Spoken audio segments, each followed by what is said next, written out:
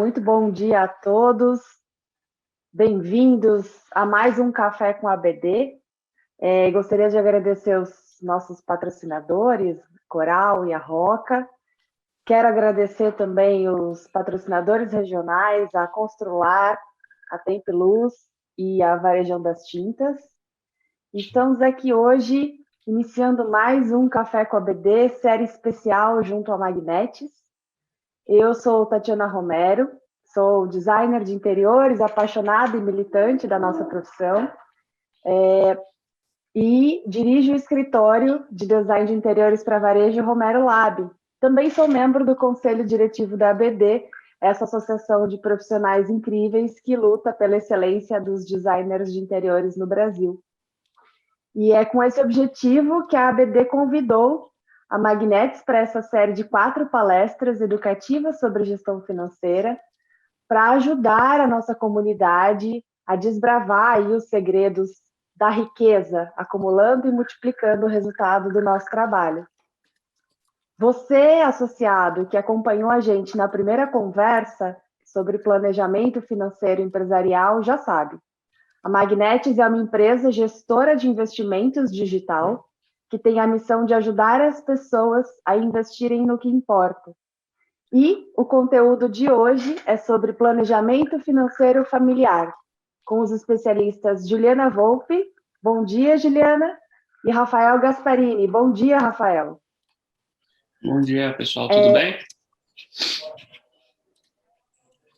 Legal, é um prazer ter vocês aqui. Pessoal, serão 40 minutos de um rico conteúdo com o objetivo de levar os designers de interiores aos mais altos níveis de excelência. Então, aproveitem, não fiquem com dúvidas, escrevam aqui no chat que todos serão respondidos. E é isso, é com vocês, Rafa e Juliana. Boa. Rafa, você vai compartilhar aí? Vou. Boa. Pessoal, primeiro, obrigada aí pelo convite. Um prazer conversar com vocês. Foi super legal o outro encontro. Não sei quem estava aqui no outro encontro também, mas quem tiver, já comenta aí no chat pra gente. Hoje a gente vai falar sobre planejamento financeiro. O Rafa fala que a gente se planeja para tudo na vida, né? Planeja até para ir no mercado fazer compra, por que não planejar nossas finanças pessoais?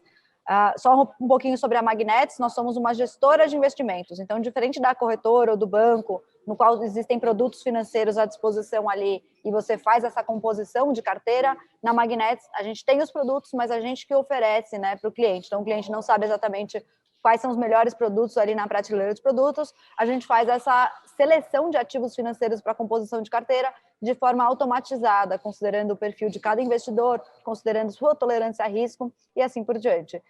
Temos mais de 6 anos aí de experiência no mercado, né? Fomos fundados em 2015, 25 anos de gestão, de experiência de gestão no patrimônio brasileiro, 350 mil carteiras aí já disponibilizadas e hoje já tem mais 700, 800 milhões sob gestão. Somos, como instituição financeira, regulamentados pelo Banco Central, pela CVM, autorregulamentados pela Anbima, então temos todas as certificações aí para operar no mercado, né? E todos os nossos consultores têm as certificações Anbima para recomendações tanto de planejamento financeiro como de planejamento patrimonial, né? De carteira de investimentos. Um pouquinho... É isso aí. E a gente utiliza bastante a tecnologia, né? Então, hoje o nosso algoritmo faz mais de 145 mil combinações diferentes para fazer a seleção dos ativos. O importante dessa seleção de ativos é que a gente não ganha comissão em nenhum ativo, tá? Então, a gente cobra uma taxa única, anual, e aí você consegue fazer o planejamento de todos os seus objetivos financeiros. Daí, por que eu falo, eu gosto muito da Magnetis, né, e dessa missão, porque foi através dessa missão que eu conquistei a maior parte dos meus objetivos de vida. Eu não sei se os slides estão com um pouquinho de delay, Rafa, você já passou? Beleza. Já tinha passado. Então tá. Então tá com um pouco de delay para mim, mas tudo bem. Eu já conheço essa apresentação aqui de cor salteado. Mas aí foi me apresentar um pouquinho, né? Meu nome é Juliana Volpe, eu sou formada em gestão em administração, tenho uma pós em gestão empresarial e marketing e fiz um MBA lá fora nos Estados Unidos. Daí eu falo, quando eu fiz o MBA, né? Eu também tive um negócio. foi com muito planejamento financeiro que eu alcancei a maior parte dos meus sonhos, né?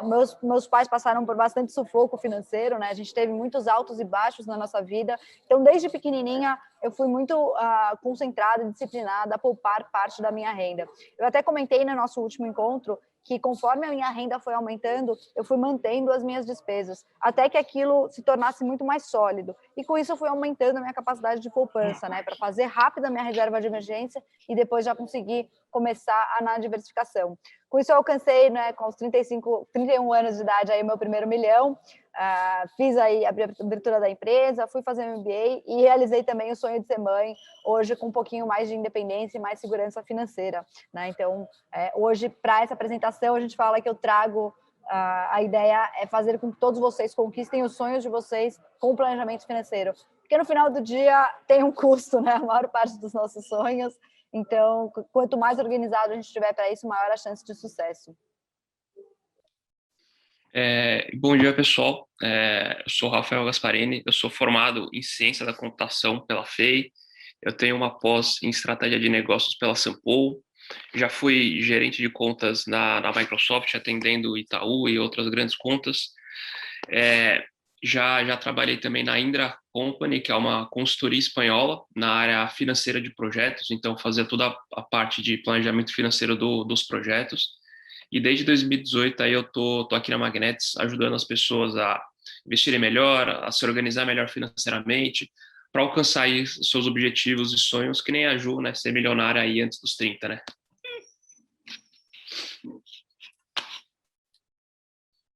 Bom, a gente vai passar aqui por alguns pontos de como que a gente faz um planejamento financeiro familiar, né? A gente viu na passada como a gente faz do nosso negócio e a gente tem que ser remunerado, né, por isso, e agora essa remuneração vira o nosso salário, né, tudo que a gente vai se planejar agora aqui para as famílias. A primeira coisa de tudo é a gente saber que tipo de perfil a gente é, né, como que está a nossa situação financeira, como que a gente está organizado. E a gente separa aqui na Magnetis em 4 perfis, né, o insolvente, o gerenciador de dívidas, o pagador de contas e o poupador.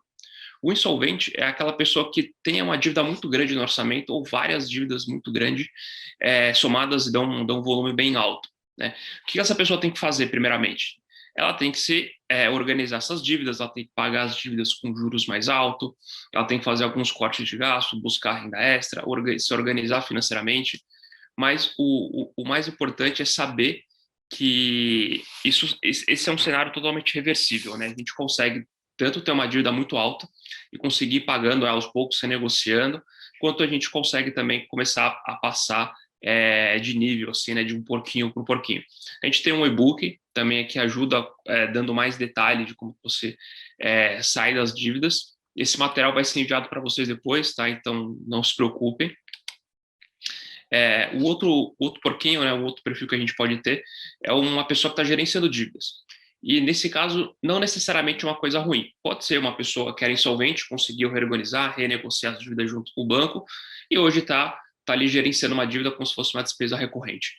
Mas também pode ser aquelas pessoas que acabaram de adquirir um imóvel, de adquirir um carro, que a gente não consegue comprar essas coisas à vista, né? A gente geralmente financia. E não tem nenhum tipo de problema você ter uma dívida no orçamento, desde que ela esteja controlada, você saiba quanto você tem de juros, quanto é o tempo dela, quanto é de parcela. E, obviamente, tem que estar no seu orçamento e tem que estar ali sendo mapeada, né, obviamente.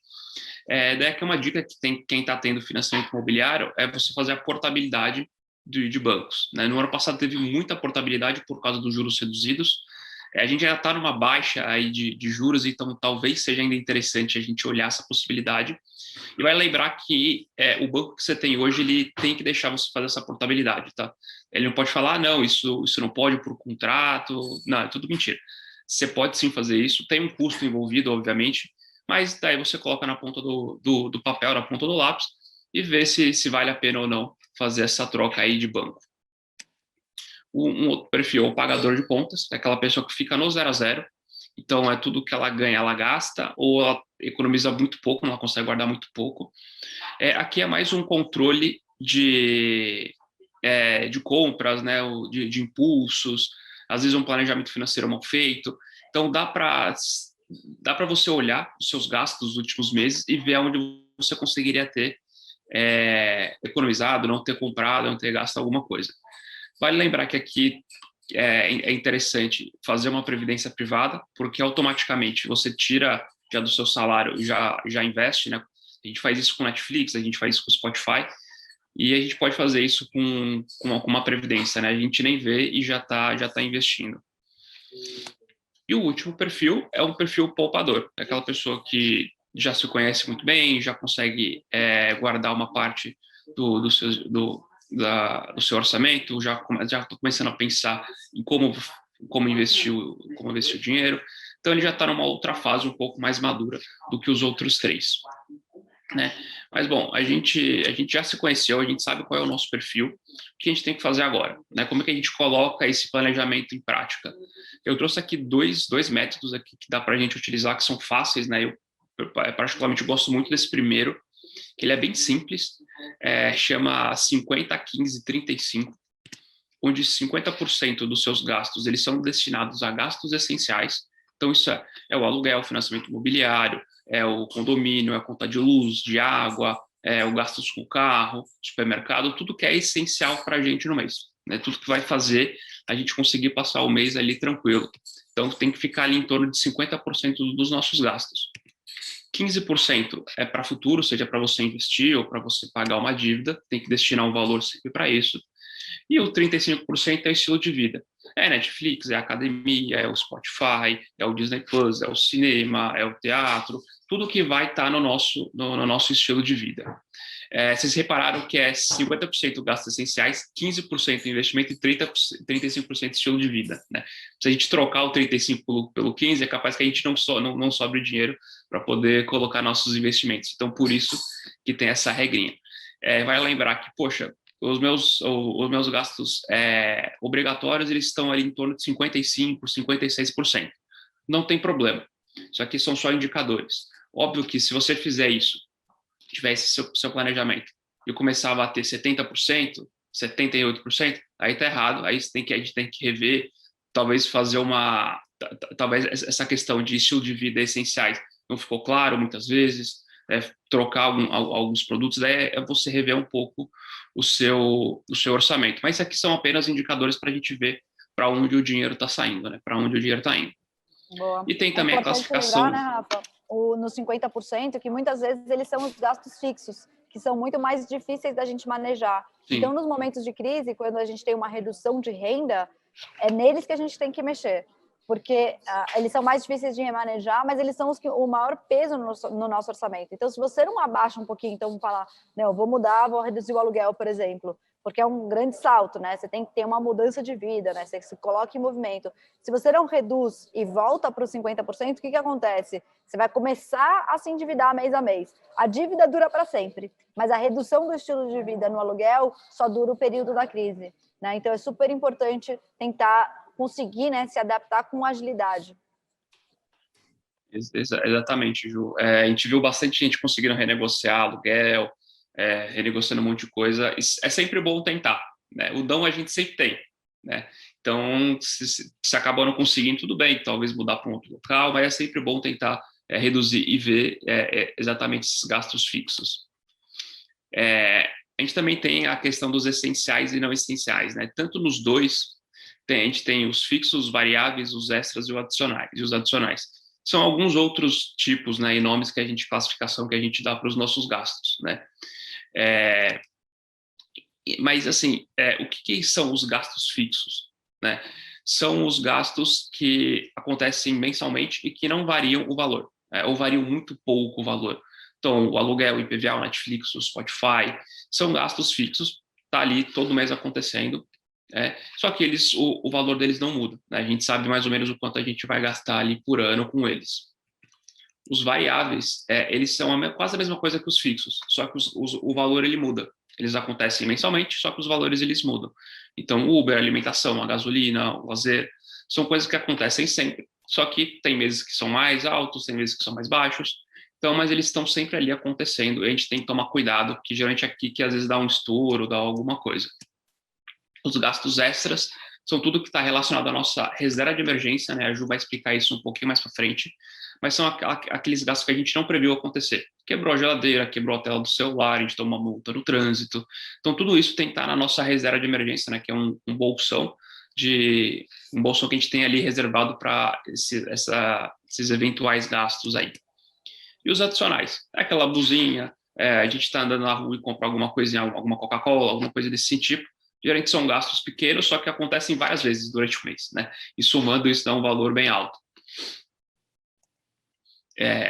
Tem vários métodos da gente fazer, né, organizar o nosso orçamento. Acho que todo mundo deve ter começado com alguma planilha, alguma coisa nesse sentido. A gente tem um parceiro na Magnetis aqui, que é a Mobius, que faz isso tudo de forma automatizada. A gente tem uma parceria com eles que vocês conseguem aí o primeiro mês grátis e a partir da assinatura deles você tem um desconto ali na assinatura anual. Legal. E aí o próximo passo, né, o segundo passo para um bom planejamento financeiro é de fato ter um objetivo. Como as metas na empresa, né, quando a gente tem metas de crescimento do nosso negócio, vale o mesmo para o nosso pessoal. Dificilmente a gente vai ter essa motivação de reter esses 15% que o Rafa fala todo mês, se a gente não tiver um objetivo claro, né? Então eu falo, desse caso, né, eu quero comprar uma casa no valor de 350 mil daqui 10 anos, né? Então é um objetivo com prazo, com valor mensurável, né, alcançável, realista. Aí você teria, teoricamente, aí para alcançar esse objetivo, que poupar R$500 por mês. Chega no final do mês, sobrou R$500, né? Vamos imaginar num cenário que você não está seguindo a regra do 50, 15, 35. Você fala, não, eu quero sair, vou marcar uma viagem, vou comprar um negócio para mim. Aí você vai pôr na balança, né? Comprar essa blusa para mim ou realizar o meu grande sonho, que é comprar a casa. Com certeza, a balança do sonho vai pesar mais. Então, por isso que é super importante você ter um objetivo, porque é isso que nos motiva mês a mês ou ano a ano, né? Porque o nosso planejamento é sempre anual, a reter parte da nossa renda. Né? Se não tem nada palpável, né, para a gente realizar, nenhum sonho, dificilmente a gente vai ter a disciplina de guardar.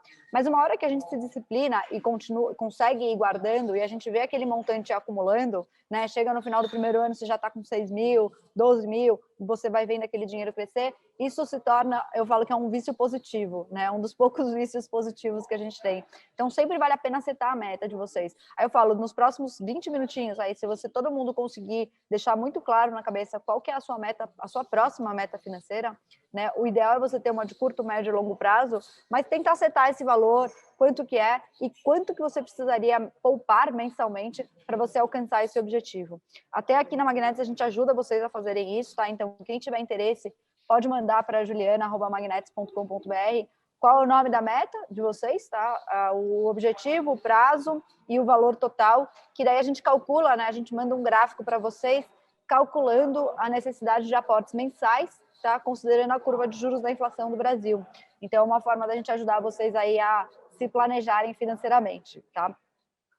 E aí a gente vai para o próximo ponto, que é aquilo que todos nós usamos regularmente, né, Rafa? Exato, que é o cartão de crédito, né? Se ele pode ser um grande herói, problema, né, Rafa, esse cartão de crédito. Exato, se ele é um herói ou um vilão. E eu queria que vocês respondessem aqui no chat se o cartão de crédito para vocês é um herói ou um vilão, ou vocês não utilizam o cartão de crédito. Para quem já estourou com dívida de cartão, com certeza, né, que pegou, né, acho que em 2015, pelo Banco Central, chegou a 480% de juros no ano, né? Quem já viu uma dívida de R$1.000 virar R$5.000 no final do ano, com certeza é um vilão. Mas vamos ver as possibilidades aí. Exato. Bom, como é que começa o nosso ano aqui, né? Pensando que começou ali em janeiro de 2021. A gente fez as assinaturas normais aí que a gente sempre paga, o Netflix, o Spotify. Nessa época a Disney chegou, né? Com tudo, com várias promoções, a gente assinou. Né? Eu fui um desses entusiastas que assinei. Depois no mês seguinte, quebra a geladeira, a gente compra a geladeira, parcela isso durante o ano inteiro, faz algum tipo de viagem, compra um celular novo, compra algumas blusinhas, algumas roupas, a gente vai lá e troca a televisão, e a gente vai parcelando essas compras, né? E vai chegar uma hora que a gente vai olhar a fatura, e quem nunca olhou para a fatura e falou, nossa, essa fatura esse mês veio alta, meu Deus do céu. Isso acontece bastante, né, com muita gente, e tem que ficar muito esperto, que se a gente pegar bem, o nosso limite do cartão geralmente é muito maior do que o nosso salário, do que a gente ganha, né? Então a gente tem que ficar bem preocupado exatamente com isso, porque pode chegar uma hora que a fatura está tão grande quanto o nosso salário, e a gente acaba não conseguindo, a gente vai lá e paga o mínimo da fatura, né? Mas, bom, o nosso cartão de crédito a gente está no nosso dia a dia, né? A gente utiliza, seja para fazer alguma coisa online, para comprar alguma coisa do shopping, parcelar, compras muito grandes, né? Que nem eu falei, poxa, a gente consegue comprar um carro à vista, né? Tem pessoas que não conseguem comprar a geladeira à vista, o fogão à vista, acaba parcelando, a máquina de lavar. Então, assim, é normal a gente utilizar o cartão de crédito no nosso dia a dia, né? Só que a gente tem que usá-lo de uma maneira sadia, né? Uma maneira que a gente consiga controlar os nossos gastos. Então, aqui eu trouxe um exemplo, né? 2 exemplozinhos legais, que o primeiro aqui, são algumas pessoas que saem, né, toda semana para ir para um bar, né? Eu gostava antes da pandemia de sair com a minha namorada para a gente comer fora, e a gente gastava mais ou menos isso aí por semana, 220, às vezes um pouquinho menos, e no final do ano, esses gastos semanais aí com barzinhos e restaurantes, sai ali na casa de 10.500 reais. E o delivery, né, que a gente está mais agora na pandemia, se a gente gasta aí 80 reais por semana de delivery, dá mais de 3.500 reais por ano só com delivery. Será que isso vale para vocês? Será que esse tipo de gasto, esse montante vale para vocês? Quando a gente faz o nosso planejamento, a gente coloca tudo isso na balança, né? E não é só o orçamento mensal que a gente tem que fazer, e sim o anual. Daí a gente consegue saber aonde está pegando mais. Porque 220 reais por semana num barzinho para 2 pessoas, com comida, bebida e sobremesa, o valet, talvez não seja muita coisa, né? Mas se a gente olhar isso para o ano, gastar mais de 10 mil reais em bares e restaurantes durante o ano, talvez a gente comece a pensar um pouquinho mais, talvez doa um pouco mais do coração, do bolso, e a mesma coisa com delivery, né? Quem não pegou o iFood, quando ganhou 15 reais de cupom, só pode gastar a partir de 20, e no final a gente acaba gastando esses 80, um pouquinho mais, um pouquinho menos. Então, no final do ano, a gente tem tudo isso, né? Todo esse valor. Se vale a pena para vocês continuarem saindo durante a semana, pedindo no iFood delivery, não tem problema. É só a gente ajustar o orçamento para isso caber no seu estilo de vida, né? Eu e a minha namorada utilizávamos cupom para ir no restaurante, tem vários apps e sites que dá para você ter desconto, a gente continuava saindo todo final de semana e gastando até bem menos do que esses 220, né?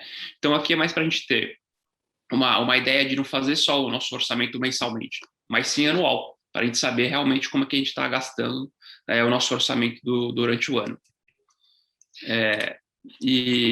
Bom, voltando à história do cartão, né, mais diretamente, o cartão ele tem sim as suas grandes vantagens, né, que pode ser um alívio para a gente.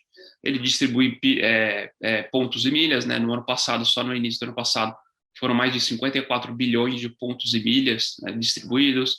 Dá para a gente comprar pontos, às vezes é mais vantajoso a gente comprar pontos, trocar por passagem aérea, do que comprar passagem aérea logo de cara, né? E também, né, a questão do dinheiro no tempo, né? A gente compra alguma coisa hoje e paga no final do mês, paga ele parcelado. Então tem as suas grandes vantagens que a gente consegue fazer. Quem tem cartão de crédito, né, eu sempre falo que desses 5 pontos principais, se você tiver 2 no seu cartão de crédito, seu cartão de crédito está indo muito bem, né? Você está utilizando, você está com um cartão de crédito legal. Quer ter cashback nas compras, ter pontos que não expiram, conseguir antecipar as parcelas e obter desconto, então você parcelou a geladeira em 12 vezes. Só que você fez um projeto muito grande, conseguiu um valor legal, você quer quitar essa geladeira, você consegue antecipar todas as parcelas e ainda ter desconto.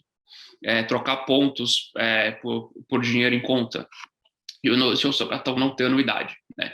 E se o seu cartão tiver anuidade, ele tem que te dar muitas coisas em troca por esse valor que você paga aí anual para ele, né? Eu tenho um amigo que paga anuidade, mas todo eletrônico que ele compra pelo cartão de crédito, ele ganha 1 ano de seguro contra roubos e quedas. Então, assim, vale a pena para ele. Para mim não vale a pena, né? Eu troco de celular a cada 5 anos quando eu troco. Então, para ele vale a pena, para ele compra tanto da namorada dele, da família dele pelo celular. Daí é ok, né? Tirando isso, se você não tiver pelo menos 2 desses pontos, você tem que rever o seu cartão de crédito, às vezes renegociar com o banco, ou ligar para ver, ou trocar. E se você acha que o cartão de crédito é um vilão, né, a gente tem que ter a mente que se a gente conseguir usá-lo com sabedoria, colocar um limite para a gente gastar, né, ficar dentro do nosso orçamento, ele tem sim suas grandes vantagens, que você vai ter pontos, vai ter cashback no final do mês, Então, é uma questão de uso. Eu, no começo, eu não sabia usar o cartão de crédito, só usava o débito. Daí eu fui criando essa mania, é, é, essa questão de usar um pouco mais o cartão de crédito do que o cartão de débito para ter algumas vantagens a mais, aí, principalmente em compras online. Ótimo. E aí o quarto passo aqui é você ter a sua reserva de tranquilidade, né? Então, acho que você já se conhece, se você tiver com dívida, você já conhece suas dívidas, está quitando as mais caras, né? Que são os com juros mais altos no começo, já sabe mais ou menos do seu planejamento, sabe onde está entrando e o quanto que está saindo todo ano. E aí a gente vai agora trabalhar essa questão da reserva de tranquilidade. Em geral, a gente sempre fala entre 3 e 12 meses em relação às suas despesas mensais, tá? Não em relação à sua renda mensal.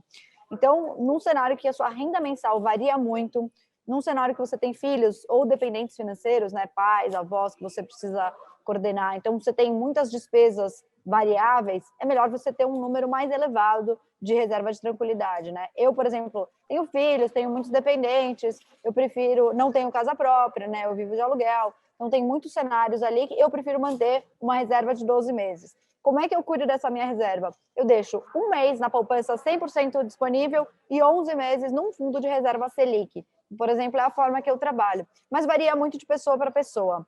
Uma coisa importante em relação aos investimentos, ele tem 3 variáveis, tá? Todo investimento tem uma expectativa de retorno, tá? Então, por exemplo, a gente tem os títulos pré-fixados, né? E aí ele fala, o retorno desse investimento é 8% em 2 anos. Né? Ou ele tem uma expectativa de retorno variável. Você compra uma ação na bolsa, você não tem certeza se essa ação vai se valorizar no período, se essa ação vai te pagar dividendos, então você não sabe quanto que é o retorno, mas você tem uma expectativa de retorno. E o que é a sua expectativa de retorno quando você compra uma ação? É que ela te traga uma rentabilidade maior do que a taxa básica de juros da economia. Tá? Hoje, a taxa básica de juros da economia, que é a taxa Selic, está em 3,5% ao ano. Então, quando você compra um ativo de risco, que é uma ação, você fala, eu quero um retorno excessivo, em excesso, em relação a essa taxa básica de juros, que é a taxa livre de risco na economia brasileira. Todo ativo também tem um risco. O que é o risco? É quando a gente pega aquele gráfico de investimentos e a gente vê o quanto que ele sobe e desce em determinado período. Então, de novo, o Tesouro Selic, ele é uma linha reta. Ele não varia ao longo do tempo, porque ele está sempre acompanhando a Selic. Então, ele é de risco praticamente zero. Né? Enquanto isso, você tem um fundo de investimento imobiliário, por exemplo, que está sempre subindo e descendo. Né? Você tem criptomoedas que estão sempre subindo e descendo. Quanto mais volátil esse ativo é ao longo do tempo, maior é seu risco. E por que ele é um risco? Porque se você tiver que sacar hoje o dinheiro e ele caiu, ele está numa volatilidade para baixo, você vai perder dinheiro. Então, é um risco de perder dinheiro. E todo ativo tem uma liquidez. A liquidez significa quão rápido eu consigo transformar esse investimento em dinheiro, em cash. E aí eu falo, a poupança ela é um ativo de investimento extremamente líquido, porque eu posso usar o cartão de débito, que era o caso como o Rafa usava no passado, e comprar um cafezinho aqui, e esse dinheiro saiu de investimento e automaticamente virou caixa. Tá? Então, quão mais líquido é esse ativo, varia em quão rápido eu consigo transformar ele em dinheiro. A minha mãe está com um apartamento em Santos, lá que ela comprou para investir, está há 5 anos tentando vender esse ativo. Então, a liquidez dele é 5 anos, né? Uma liquidez muito alta. Então, todo o investimento ele tem essas 3 variáveis. Mas para cada investimento que você for fazer, você só pode escolher 2. Você não consegue ter alto retorno, alta liquidez e baixo risco. É impossível você encontrar esse ativo. Tá? É como se fosse o free lunch do mercado, não existe.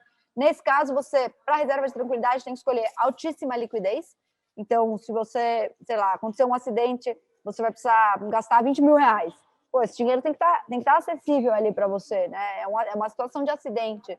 Então, precisa de ter alta liquidez e precisa ter baixo risco, justamente porque a gente não sabe quando que a gente vai precisar desse investimento. Tá? Então, quais são as possibilidades hoje no mercado que garantem alta liquidez e baixo risco? A gente tem o Tesouro Direto, que é um título de dívida pública do governo federal. O governo fala, ele é um papel e ele fala, compra a minha dívida, eu vou te pagar daqui tanto tempo a tal taxa. Nesse caso, eu vou te pagar na taxa Selic. O Tesouro Selic ele tem uma grande vantagem de ter um rendimento diário, tá? Então, diferente da poupança, que só rende a cada 30 dias, ele rende todo dia e ele também é líquido, né? Então, ele tem liquidez diária. Você tem os títulos do CDB, que aí, ao invés de ter uma dívida do governo, é uma dívida do banco, e ele tem por trás o fundo garantidor de crédito, então é uma excelente opção, muito melhor aí do que a poupança, porque ele normalmente está mais atrelado a 100% da Selic, 100% do CDI, né, diferente da poupança que está em por volta de 70%, 75% da Selic. Você tem a possibilidade de contas inteligentes, né? Então hoje a gente tem bastante banco digital com essa possibilidade, e existem os fundos Selic. Tá? Na Magnetis a gente faz a composição da carteira, né, na parte de reserva de tranquilidade dos nossos clientes, utilizando esse fundo.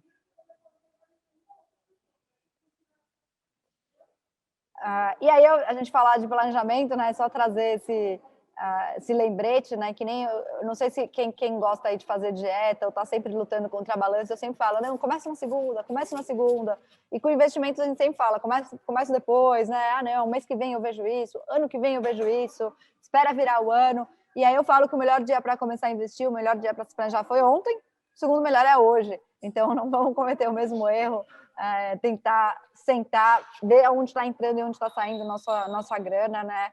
Tentar colocar isso em peso, em percentual. Muitas vezes a gente vê, por exemplo, no meu caso, a gente falava muito da multa, né? Como um gasto adicional ou um gasto que não está planejado. No meu caso, eu tive que colocar, o Rafa vai saber do que eu estou falando, eu tive que colocar a multa no meu planejamento financeiro mensal, porque todo mês eu levo uma multa, então entrou no planejamento. Então, organize, sabe onde está pesando. E aí eu começo a questionar, pô, será que vale a pena ter carro? Quando eu vejo o peso desse montante em relação ao peso total dos meus gastos mensais, eu começo a questionar se vale a pena ou não. Então, é só assim, né, só pondo na ponta do lápis que a gente começa a se planejar e ter mais visão do longo prazo. E aí, o quinto ponto aqui, né, dessa apresentação, já chegando aqui ao final, é justamente para você, já fez a composição de reserva de emergência, agora a gente vai construir a carteira com a solidez para buscar aquelas metas, para buscar aqueles sonhos de vida. E aí, para fazer isso, precisa ter diversificação. Essa é uma das coisas mais importantes do mercado, tá? A gente sabe que a maior parte dos brasileiros aí tem dificuldade para investir, né? Muita gente não conhece, não sabe o que acontece com os investimentos, e aí fica com receio e acaba deixando dinheiro na poupança, deixando dinheiro dentro de casa, muitas vezes, e na poupança a gente está perdendo dinheiro, né? Hoje a gente tem mais ou menos em 2020, fechou 2020 com R$1 trilhão na poupança brasileira. Isso significa uma perda gigantesca para o nosso mercado, de uma forma geral. Por quê? Se esse mesmo dinheiro estivesse investido ali no Tesouro Selic, né, que é do mesmo nível de risco, o brasileiro teria acumulado mais de R$1 bilhão a mais de investimento, de retorno sobre investimento no montante, só no período de um ano. Se a gente projetar isso para 20, 30, 40 anos, que muitas vezes é o prazo da sua vida em que você está investindo na poupança, é uma perda quase bilionária aí no montante, né? Esse mesmo montante, esse trilhão, representa mais ou menos o PIB dos Países Baixos, né? Então, é um montante muito alto. Então, é super importante a gente se movimentar, sair da poupança e começar a construir a nossa diversificação. Tá? Como é que a gente vai fazer essa diversificação? Então, hoje, na nossa carteira, a gente vai ter um pouquinho de renda fixa, um pouco de renda variável, um pouco de ativos, né, de proteção. Então, a ideia é você ter acesso a diversos níveis de riscos diferentes. Então, se você investe, por exemplo, só no Tesouro Selic, você só está atrelado ao risco do governo federal. Se você investe só em CDB, é só o risco dos bancos. O que você espera do seu investimento? Alocação em diversos riscos. Por quê? Se a bolsa cair, você está na renda fixa também, os juros estão subindo, então você está segurando parte da sua carteira. É para isso que a gente precisa construir uma diversificação. Tá? Então, olhando um pouquinho para os títulos que a gente tem, né? A Selic está na baixa histórica, então passou mais de 20 anos aí com 2 dígitos, né? E agora a gente está num período de muita baixa na Selic. Então, você não consegue mais investir em renda fixa sem risco e ter um alto retorno, né? Um retorno de 2 dígitos. Hoje, a Selic está em 3,5. Por outro lado, a gente tem novos ativos no mercado, né? Que é o caso das criptomoedas, que tem aí altíssima volatilidade, né? Então, a criptomoeda, o Bitcoin, por exemplo, nos últimos 5 anos apresentou volatilidade de 70%. Mas, por outro lado, tem esse retorno em excesso, né? Um retorno muito superior à Bolsa Americana e à Bolsa Brasileira também. E você fala, então eu posso ter um pouquinho de Selic, um pouquinho de cripto. E aí você constrói a sua carteira ali no meio, tá? Com outros ativos. Então, eu vou explicar para vocês o que é a correlação dos ativos para clicar um pouquinho mais na cabeça por que essa diversificação é importante, tá? A correlação ela pode ir de -1 até 1, tá? A correlação positiva, quando um ativo está subindo, o outro ativo também está subindo. Tá? Então, aqui na linha verde, você vê que a linha verde sobe e a linha rosa sobe, cada um na sua intensidade. E a correlação negativa, que é a mais próxima do -1, quando o ativo verde sobe, o ativo rosa desce, e vice-versa. Tá? O que você quer ter na sua carteira? Ativos com correlação diferente. Eu vou mostrar na prática que isso acontece na carteira. Tá? Nesse exemplo aqui, a gente tem R$500 investido na Ibovespa, R$500 investido no dólar. A pessoa, no final do período acumulado, teve 34% de retorno no dólar e 36% na Ibovespa. Ou seja, um retorno muito parecido. Se ela colocou 250 em cada um, ela vai ter 35% de retorno. Então, em termos de rentabilidade, poxa, você fala, Ju, vou ter maior dor de cabeça para colocar um pouquinho aqui, um pouquinho ali e ter a mesma rentabilidade. Porém, olha o que acontece com o risco da carteira dela. Se você olhar para Ibovespa sozinho, teve 20% de volatilidade, ou seja, muito risco. Se ela investiu no dólar sozinho, 17%, também muito risco. Mas se ela colocou metade, a carteira como um todo dela só teve 8% de risco. É isso que é o conceito da diversificação. Você vai colocando mais ativos dentro da sua carteira, que tem acesso a riscos diferentes, que tem correlações diferentes, e com isso você garante ou um maior retorno com um risco mais baixo, né? Ou você garante o mesmo retorno e um risco mais baixo. Tá? Esse é o objetivo da diversificação. Por isso que é super importante, na hora de fazer a composição de carteira de investimentos, pensando no longo prazo, contar com a ajuda aí de especialistas. Né? Vou passar aqui rapidinho, mas a carteira 3 da Magnetis é uma carteira com alto grau de diversificação e dá para ver que nos períodos de crise ela é muito resiliente, né? Ela cai muito menos. Tá? Hoje, nessa carteira, a gente tem por volta aí de 33 ativos diferentes. Demais. Isso aqui eu acabei passando demais aqui.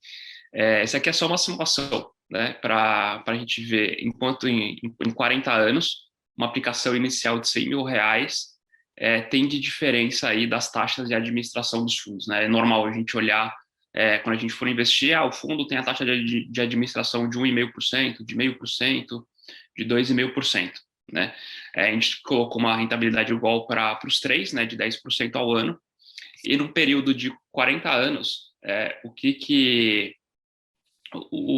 a diferença final entre o fundo de 0,5% versus o de 2,5% é quase o dobro, né? Tá ali em 1 milhão e pouquinho, né? Isso só a taxa de administração, né? E é o quanto, na verdade, a gente perde rentabilidade e fica pro gestor do fundo. Então, quando a gente começar a analisar, né, a gente vai ver no próximo encontro mais sobre investimentos, que a gente tem que ter de indicadores para saber se aquele investimento é interessante, se aquele investimento não é interessante, saber algumas pegadinhas, e dentre elas é a taxa de administração, assim como a taxa de performance também pode deixar a rentabilidade mais para o gestor do fundo do que para a gente que está colocando dinheiro. Então, o que a gente tem que ter aí de mente para esse ano, mas não só para esse ano, mas para os próximos anos? É sempre conhecer o nosso perfil, saber se a gente está mais para o endividado, mais para o poupador, colocar quais são os próximos passos para a gente avançar de perfil, nossos objetivos, metas, fazer um planejamento do ano inteiro, né, não só do mês, utilizar alguns dos métodos citados aqui, ou olhar outros na internet, né, tem vários na internet, usar o cartão de crédito com cuidado e com sabedoria, né, para se beneficiar dos recursos, e tenha uma reserva de emergência e diversifique seus investimentos para a gente conseguir alcançar nossos objetivos, nossos sonhos, investir mais no nosso negócio, conseguir viajar, quando tudo estiver liberado. Então, coisas que a gente vai conseguindo fazer aí com mais planejamento e também diversificando os investimentos. Qualquer dúvida, a gente está no WhatsApp, o link está com a Tati, está com a Rosane, podem falar diretamente com a gente ajuda nessa parte do planejamento financeiro. Inclusive, eu vou passar um quiz aqui para a Tati, depois um link para vocês fazerem, sobre pegando um pouco desses assuntos. E no próximo webinar a gente vai sortear alguém para ter uma consultoria de planejamento financeiro, né? Então é legal fazer, né? Quanto mais você fizer, estiver mais próximo dos acertos, melhor, né? Mais vai dar para sortear. E daí do início lá a gente sorteia o vencedor, e depois a gente entra em contato para falar como é que faz a consultoria, os próximos passos e tudo mais. É uma consultoria bem legal, né? Com a Glaucia, assim, ela não tem palavras para falar dela, assim. Ela vai ser como se fosse uma psicóloga financeira, né? Vai vai te ajudar na parte financeira, tanto para você, pessoal, e ajudar também um pouquinho ali na parte do negócio, separar um pouco dos dois dinheiros, que nem a gente viu no webinar passado.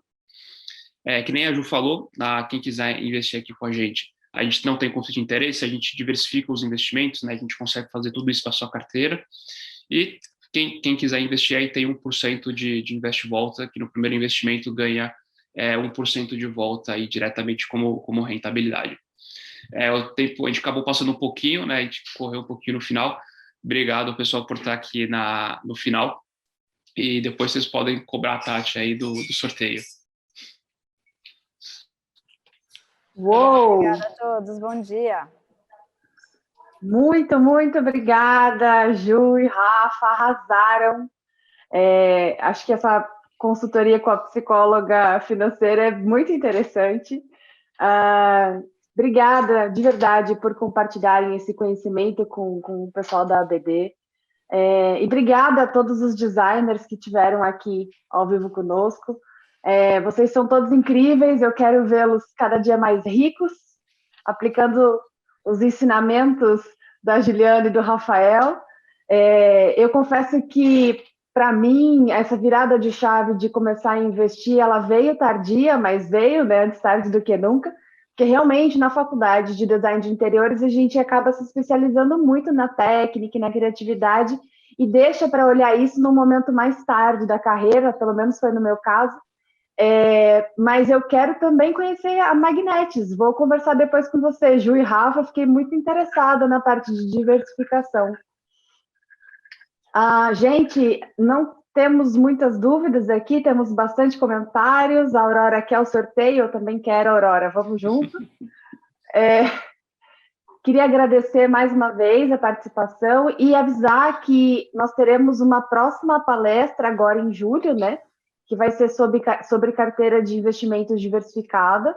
A gente vai falar sobre os produtos disponíveis no mercado financeiro, suas vantagens, desvantagens, e sobre previdência privada, porque, afinal de contas, não dá para depender do INSS, né?